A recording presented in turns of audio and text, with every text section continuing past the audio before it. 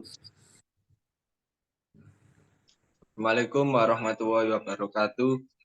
Kami dari kelompok 2 akan mempresentasikan tentang jenis-jenis semen. Analisis semen. 1. Semen Portland. Jenis-jenis semen yang pertama adalah semen Portland. Jenis semen ini merupakan jenis yang paling banyak digunakan oleh masyarakat umum. 2. Semen Portland Pozzolan. Jenis-jenis semen berikutnya adalah semen Pozzolon. Semen jenis ini dibuat dengan cara menggiling kerak bahan pozzolan dan gipsum. Biasanya semen jenis ini digunakan untuk membangun konstruksi yang membutuhkan ketahanan sifat dan panas tingkat sedang, semisal dermaga dan jembatan. 3. Semen putih. Jenis-jenis semen yang selanjutnya adalah semen putih. Semen putih akan sering banyak digunakan terutama untuk keperluan dekorasi ataupun penyelesaian akhir sebuah ruangan. Pada umumnya semen ini akan banyak digunakan untuk melapisi sambungan keramik, permukaan teras, dan lain-lain. 4. Semen sumur minyak. Jenis-jenis semen berikutnya adalah semen sumur minyak. Semen sumur minyak bisa digunakan pada proyek pengeboran sumur minyak dan gas pada proses pengeboran sumur minyak sedalam ratusan meter. Pipa besi ditempatkan di lubang sumur. Kemudian semen dipompa ke bawah melalui pipa besi. Saat semen dipompa kembali ke permukaan, bagian luar pipa dan dinding sumur akan terikat. Ikatan tersebut akan melindungi minyak dan air bawah tanah tidak bercampur di dalam sumur. 5. Semen super mansori. Jenis-jenis semen yang bisa digunakan dalam konstruksi bangunan yang berikutnya adalah semen super mansori. Semen jenis ini biasanya akan digunakan pada pembuatan berbagai macam elemen konstruksi dalam sebuah bangunan. Beberapa di antaranya memiliki fungsi untuk membuat paving block, hollow brick, dan tegel. 6. Semen Portland Composite. Jenis-jenis semen yang sering digunakan dalam konstruksi sebuah bangunan berikutnya adalah jenis semen Portland Composite. Jenis semen ini merupakan semen yang umumnya terbuat dari hasil penggilingan kerak, beberapa bahan non-organik, dan gipsum. Semen Portland Composite akan sering banyak digunakan dalam sebuah pembuatan beton, mencetak, paving block, dan konstruksi beton pada umumnya. Semen campuran. Jenis-jenis semen yang perlu Anda ketahui berikutnya adalah jenis semen campuran. Memang jenis semen ini tidak dijual secara bebas di pasaran. Pada umumnya jenis semen ini akan sering banyak digunakan untuk membangun sebuah konstruksi di lingkungan air laut. Contohnya adalah konstruksi jembatan Suramadu yang menggunakan jenis semen campuran ini. Semen antibakteri. Semen antibakteri ini dibuat dengan mencampur semen Portland dengan bahan antibakteri. Sejumlah proyek konstruksi menggunakan semen jenis ini untuk menahan pertumbuhan bakteri. Beberapa contoh konstruksi yang menggunakan semen jenis ini adalah kolam ikan, kolam renang, lantai pabrik, makan, dan lain-lain. Semen high alumina. Jenis semen ini dibuat agar tahan terhadap serangan asam. Meski begitu, biasanya semen ini juga tidak tahan terhadap serangan alkali. Jenis semen ini umumnya digunakan untuk membuat beton yang tahan api, panas, dan korosi. Berikutnya adalah cara pembuatan semen.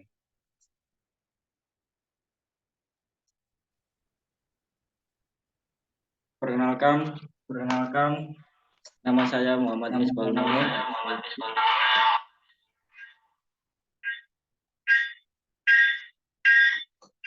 Di sini saya akan menjelaskan tentang pembuatan semen.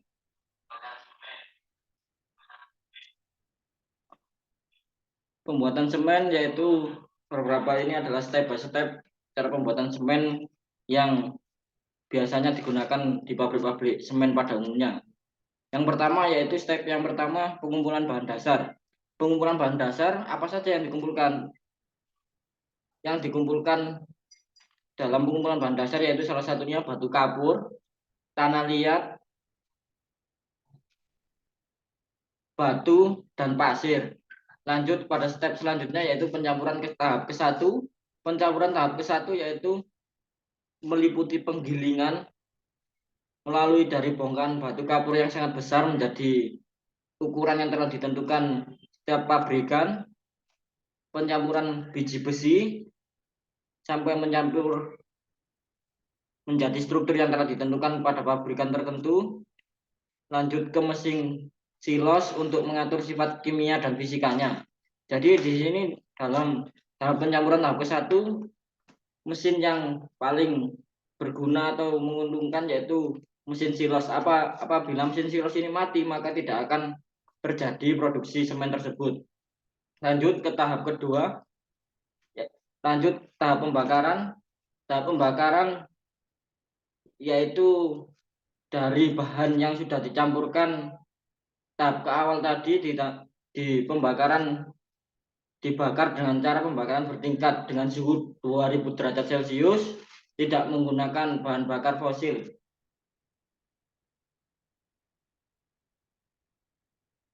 melainkan menggunakan kayu atau bahan bekas untuk pembakarannya, jadi tidak menyebabkan polusi berlebihan.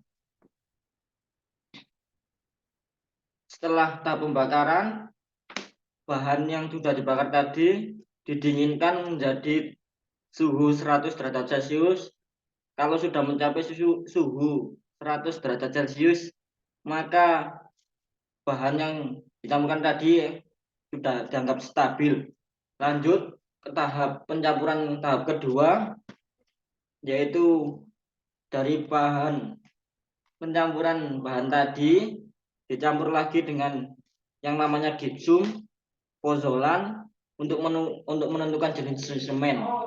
Dan di tahap ini juga menentukan kita mau membuat semen yang jenis bagaimana, itu diatur dari takaran gipsum dan pozolan tersebut. Setelah dari tahap pencampuran tahap kedua, lanjut pada uji struktur. Jadi setelah pencampuran tahap kedua itu dinyatakan sudah jadi apabila lolos uji struktur dari lab suatu pabrikan tersebut. Di sini di uji struktur ini dijelaskan bahwasanya semen ini jenis semen apa dan tingkat kelengkapannya bagaimana, tingkat kekerasannya bagaimana, itu terdapat di uji struktur ini. Setelah di uji struktur sudah memenuhi standar pabrikan, langsung menuju step selanjutnya yaitu packing. Dan setelah packing ini semen siap dipasarkan. Lanjut untuk materi selanjutnya yaitu analisis kandungan kimia dalam semen.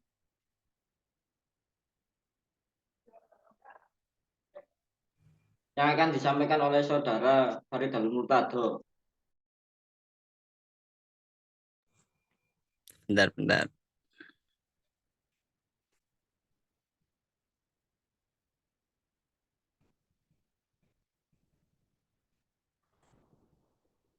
Nanti kira. Assalamualaikum warahmatullahi wabarakatuh. Aku kok sampai mana ya? Analisis ya.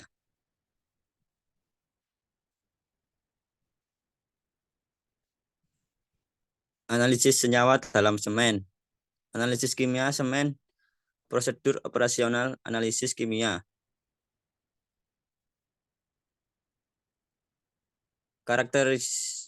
Karakterisasi sampai semen CO pada sebuah pabrik semen menggunakan XRF terhadap rasio komponen kimia semen. Setelah analisis sampel semen menggunakan XRF, hasil analisis tersebut digunakan untuk menghitung konsentrasi mineral semen berdasarkan persamaan baku bagus. Dengan ketentuan jika hasil analisis perbandingan antara senyawa A12, O3 dan Fe203 0,64, maka digunakan persamaan 2.B.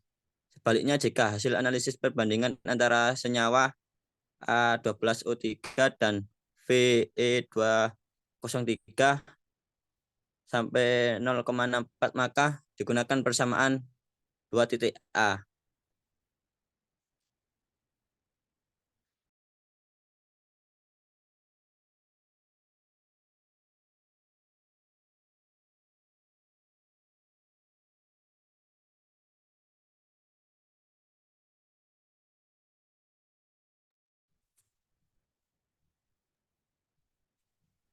Jadi kandungan kimia dalam semen secara umum komponen utama dalam pembentukan semen adalah oksida kapur, CaO, oksida silika atau SiO2, oksida alumina, A1203 dan oksida besi Fe203.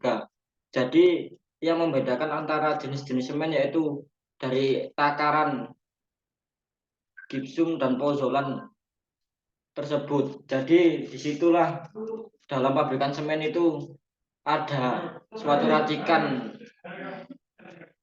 rahasia tersendiri, seperti halnya makanan, semua bahannya sama, tapi